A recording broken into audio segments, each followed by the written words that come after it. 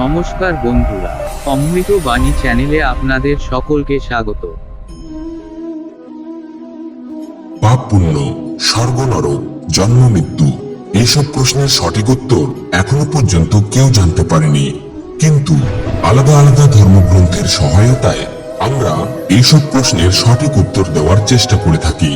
আজকের এই ভিডিওতে আমি আপনাদের জানাবো যে কত বছর বয়স অবধি করা পাপ আপনাকে লাগে না।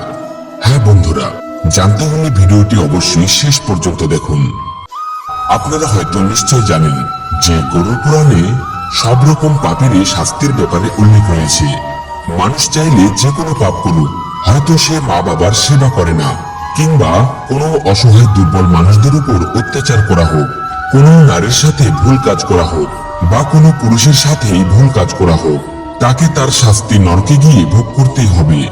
সাথে গরুর পুরাণ এটাও বলে যে মানুষকে নরকে গিয়ে শাস্তি ভোগ করার পর আবার একবার পৃথিবীতে জন্ম নিতে হয়। সে যে কোনো রূপেই জন্ম নিতে পারে।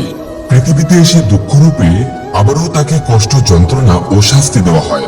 কিন্তু আমি আপনাদের জানিয়ে দিই যে মহাভারত অনুযায়ী 14 বছর বয়স অবধি করা কোনো পাপ মান্য নয়।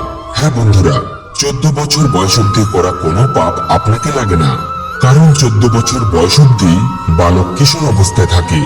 কিন্তু মহাভারত অনুযায়ী 14 বছর পর করা কোনো পাপ, ছোট হোক বা বড়, তা কর্মফল সিদ্ধান্ত অনুযায়ী মানুষকে নরকের দিকে ঠেলে দেয়। সেই জন্য মৃত্যুর আগ পর্যন্ত সে কিশোর অবস্থায় হোক, যুবক অবস্থায় হোক বা বৃদ্ধ অবস্থায় হোক, শুধু এটি ভাবুন আপনাকে কি করা উচিত।